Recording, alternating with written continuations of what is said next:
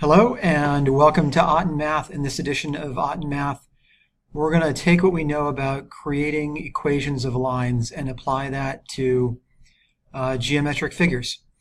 All right, so let's get started. So objective is to apply the knowledge of lines to various graphical problems. There are some things that you need to know in order to solve the problems that I'm going to ask you to solve. We'll talk about later more specifically. We'll talk about circles and how we derive the equation for a circle.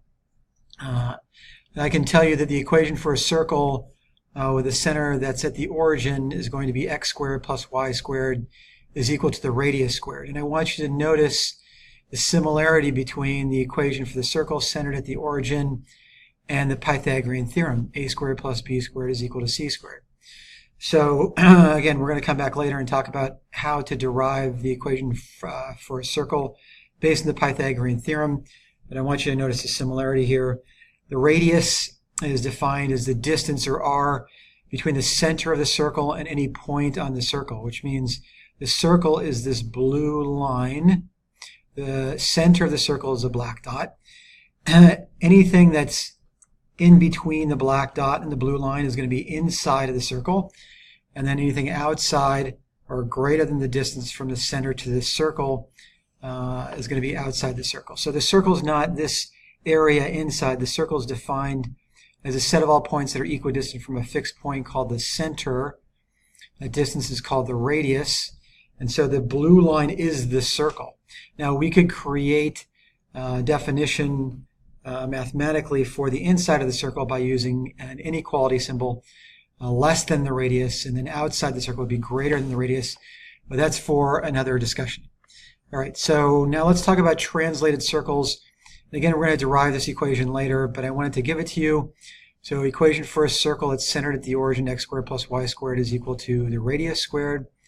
Equation for a translated circle is x minus h squared plus y minus k squared is equal to r squared, where hk is the center and r is the radius.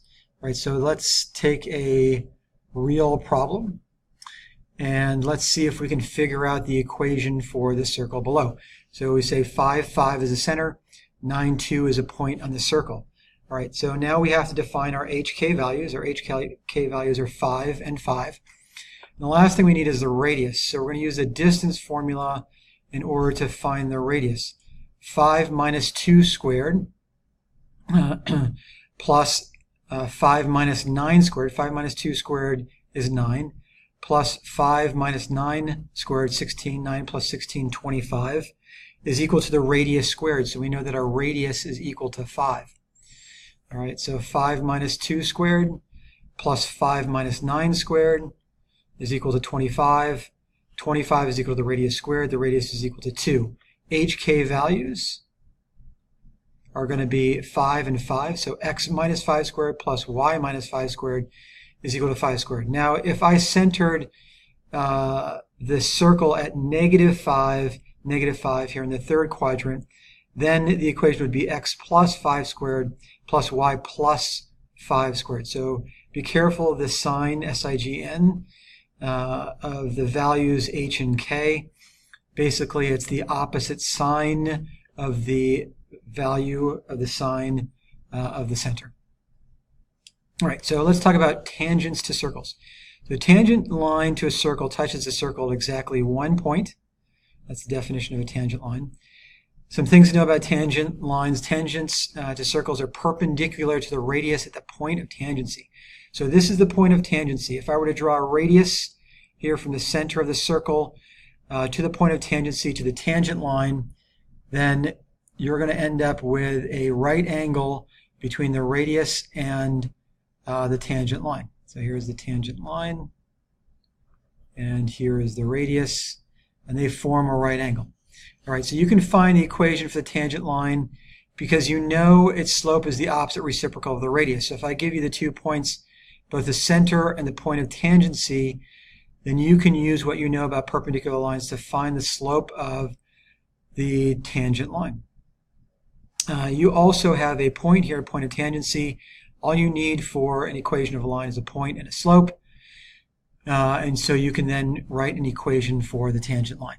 And that's exactly what I want you to do. All right, so in point slope form, what's the equation of the line that is tangent to the circle below at 0.92? I'm going to pause here while you figure that out. Okay, so you're going to determine that the slope of this line is equal to negative 3/4. And you know the slope of the tangent line then has a slope that's the opposite reciprocal of the slope of the radius, so the slope of the tangent line is going to be equal to 4/3. I know that the point of tangency is my point that I need for the tangent line.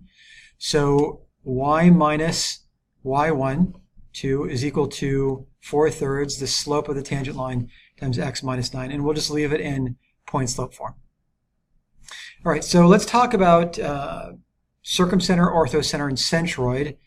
And I'm going to ask you to derive the circumcenter, which is the center of a circle which is circumscribed about this triangle. And we can find that by locating the intersection of the perpendicular bisectors of the triangle. So perpendicular bisector has two words. It's perpendicular to the side of the triangle, and then it also bisects the triangle, the side of the triangle, meaning it splits it into two equal halves. So the distance from 3, 1 to the point of intersection between the perpendicular bisector and the side of the triangle, and that point of intersection n7, 5, the endpoint of the other side of the triangle, are going to be the same length. So this point ends up being the midpoint between these 2 points.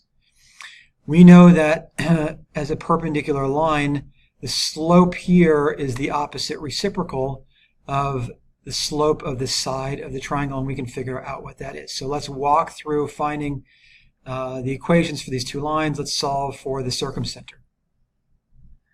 All right, so just as a refresher, in order to solve a system of equations or to find an intersection of two lines, you need first to write the two equations for the two lines.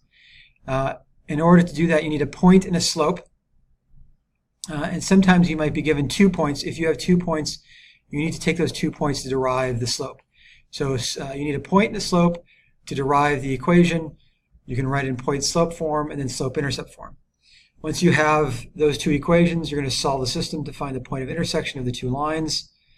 Remember, we talked before about the 3 possible outcomes in a plane. Two lines can either be parallel, intersect, or be the same line. So in this case, we're looking for that point of intersection. We're assuming that you have two lines that intersect at one point, and you may need to call in the midpoint formula, the slope formula, and what you know about the slopes of perpendicular lines in order to solve this problem. All right, so first we're going to find the midpoints and the slopes of these two lines, or I'm sorry, the side of the triangle and the slope of the two sides of the triangle. So let's label this A and B and C. And so we know AC, the midpoint of AC is 5, 3, and the slope of AC is going to be 1. We figured out that the midpoint of AB is 9, 3, and the slope is -1. All right, so we have enough information in order to write two equations of two lines, one for AC and one for AB. So we write the line for AB, y minus 3 in point slope form is equal to -1 times x minus 5, which is the same as y is equal to -x plus 8. And then for AC, I believe, or AB, the side on the right, y minus 3 is equal to the opposite reciprocal of this side, 1 times x minus 9, which is y is equal to x minus 6. Now I'm going to add these two equations together using elimination here. 2y is equal to 0 plus 2. 2y is equal to 2. Y then is equal to 1. Knowing y is equal to 1, I can determine that x is equal to 7. So if y is equal to 1, then x must be equal to 7. I can substitute 1 back into either equation to solve. So my circumcenter then ends up being 7, 1. And let's label that here, 7, 1. This is not drawn to scale, right, because this point should be on this line here. Okay, so let's now talk about, we go through the let's talk about finding the orthocenter. And the orthocenter is the intersection of the altitudes of the triangle. And the altitude is a line drawn from the vertex of one of the vertices of the triangle to the opposite side, right? And this is a little arrow here that forms a right angle with the opposite side. So if this was A, B, and then C, the vertex from A to BC starts at A, so here's my point, intersects CB at a right angle, so my slope is going to be the opposite reciprocal. My slope of the altitude, the BC, is going to be the opposite reciprocal of the slope of BC. So if I say the slope of BC is equal to M, then the slope of altitude is equal to negative 1 over M.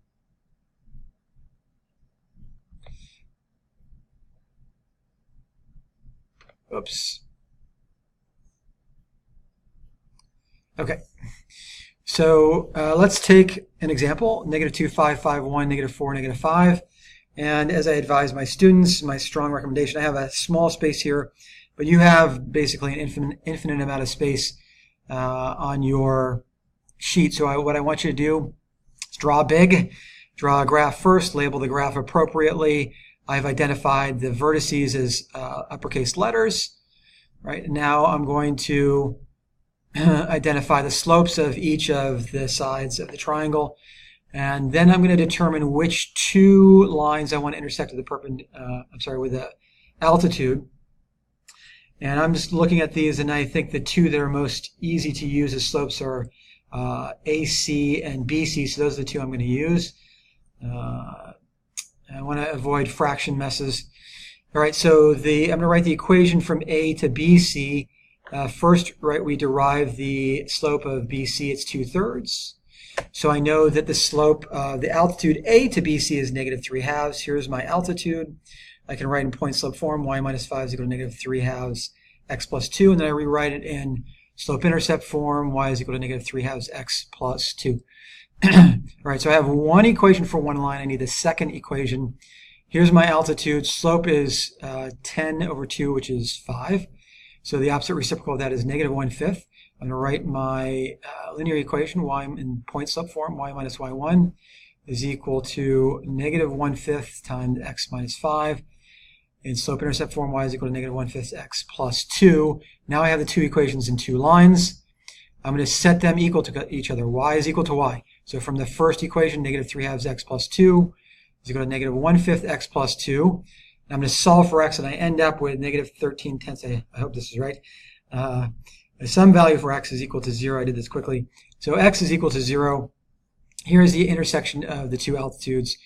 And I use the value for x to solve for y in this case. Y ends up being equal to 2. All right.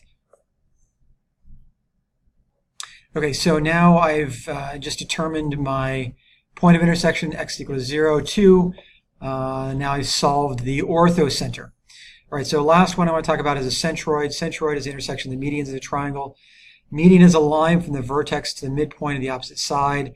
The median bisects the opposite side.